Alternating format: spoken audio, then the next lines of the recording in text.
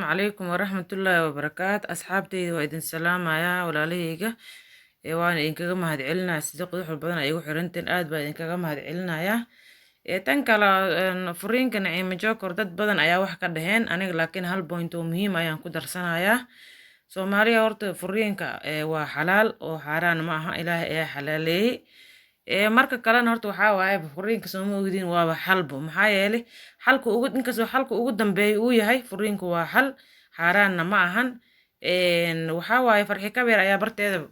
ku soo qortay Facebook in ay kala tageen Naciim Joker iyo xaajigeeda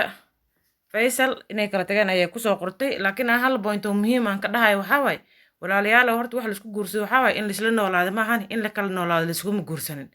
Soomaalida inta badan ma fahansana boqolkiiba 80 waxaan dhihi karaa Soomaalida way kala nool yihiin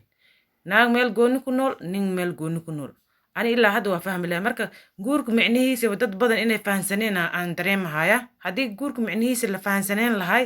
lamaba kala noolaadeenba maxaa yeelay labada qof markay is guursanayaan waxay isku guursanayaan waxa waaye inay isla noolaadaan qof kasta oo baahidiisa uu ku guto laakiin anaga ma fahansaninba meeqa gabdhooda Afrika ku nool hadda tiif markaan aan ka soo baxtan Naciimo meeqa gabdhooda Afrika ku nool oo nimankooda ay ku nool yihiin Mareykanka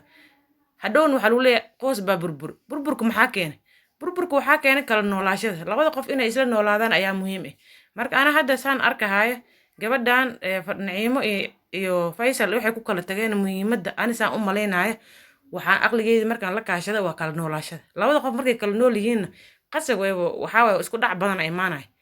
marka in la isla noolaado ayaa la isku guursaday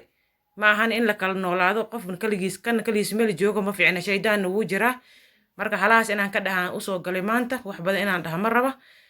insha Allah walaalahayda khayr fara badan ayaa idin rajeynaa waa idin jeclahay dhamaantiin bye bye idin leeyahay channelka subscribe saara